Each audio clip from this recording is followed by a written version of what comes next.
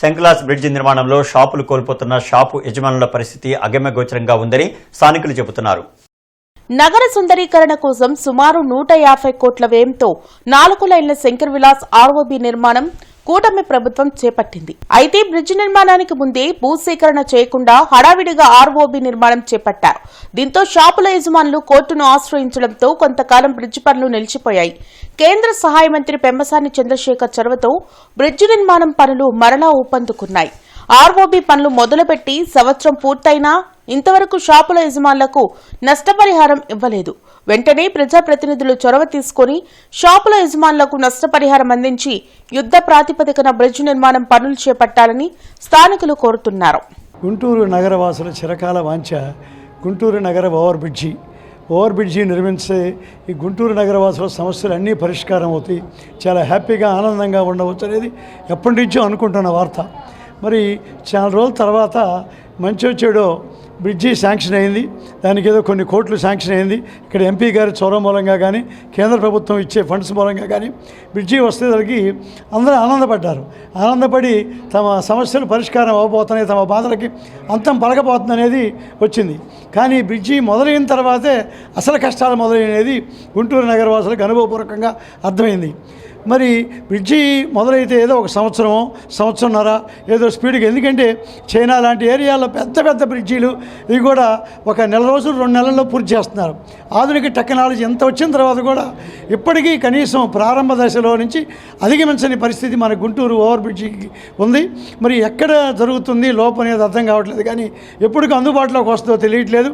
మన ఎంపీ గారు మాత్రం 2027 ఆగస్టు కల్లా బ్రిడ్జి అందిస్తామంటున్నారు. అయితే ఇప్పుడు జరుగుతున్న పని విధానాలు చూసిన తర్వాత చాలామందికి అది అసాధ్యం అనిపిస్తుంది. అదిగాక ఇక్కడ ఉన్న లోకల్ సమస్యలు మొత్తం, ఆ పక్కనున్న షాపులు వాళ్ళ సమస్యలు, వాళ్ళకేదో భూసేకరణ సమస్యలు, ఇవన్నీ కూడా ఎందుకు సాచేత వైఖరి అవలంబిస్తున్నారు, అధికారులు ఎందుకు పట్టని తత్వంతో వ్యవహరిస్తున్నారు అర్థం కావట్లేదు. ఎవరో వినని వాళ్ళు లేరు.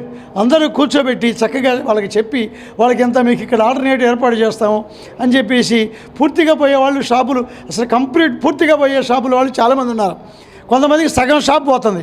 మరి అటువంటి వాళ్ళందరినీ కూర్చోబెట్టి ఎందుకు మాట్లాడలేకపోతున్నారు? ఎక్కడ ఉన్నది ప్రాబ్లం? మేయర్లు వచ్చారు పోయారు, కమిషనర్లు వస్తున్నారు పోతున్నారు, ఎందుకనో సమస్య ఎక్కడిదక్కడే ఉంది. మరి వాళ్ళు మాత్రం చాలా షాపుల వాళ్ళు అల్లల్లాడిపోతున్నారు. షాపుల్లో పనిచేసి గుమస్తాలో తమ బతుకు తెరువు ఎట్లాగనేది ఆందోళన పడుతున్నారు. ఏదేమైనా మరి ఈ సమస్యల్ని నిర్దిష్టంగా ఎంపీ గారు ప్రత్యేకంగా కలెక్టర్ గారు మాట్లాడతారు, దీని మీద ఎంపీ గారు మాట్లాడతారు, ఎమ్మెల్యేలు గారు మాట్లాడతారు, అందరూ మాట్లాడతారు.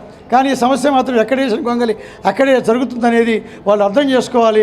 ఎంపీ గారి మీద మాత్రం అందరికీ చాలా సదభిప్రాయం ఉంది. కానీ ఆయన మరి ఎందుకో ఒక 10 రోజులు దీని మీద కాన్సన్ట్రేషన్ చేసి ఎక్కడ సమస్య ఉంది, ప్రతి సమస్యకే పరిష్కారం ఉంటుంది, ఈ సమస్యకు కూడా ఖచ్చితంగా పరిష్కారం ఉంది, దాన్ని చేసి ఎటువంటి పరిస్థితుల్లో తను చెప్పిన ప్రకారం వచ్చే సంవత్సరం జూలై ఆగస్టు కల్లా అందిస్తే బాగుంటుంది. కానీ ఎంత బాధపడుతున్నారో గుంటూరు వాళ్ళు. 1 టౌన్కి 2 టౌన్కి పూర్తిగా సంబంధాలు తెగిపోయినాయి. మరి ఇటువంటి సంబంధాలు తెగిపోయిన రోజుల్లో ఏ విధంగా వ్యాపారాలు నడుస్తాయి, ఏ విధంగా జీవన విధానాలు నడుస్తాయి అనేది అర్థం కాని పరిస్థితుల్లో ఉంది. యుద్ధ ప్రాతిపదికన ఈ సమస్యను పరిష్కరించాలి. ఈ షాపుల వాళ్ళకు సంబంధించిన సమస్యలు, ఆ భూసేకరణ సమస్య, ఇటువంటివన్నీ పరిష్కరించి గుంటూరు నగర ఓవర్ బ్రిడ్జిని అతి త్వరలో గుంటూరు నగర వాసులకి అందుబాటులో తీసుకురావాలని కోరుకుంటున్నాను.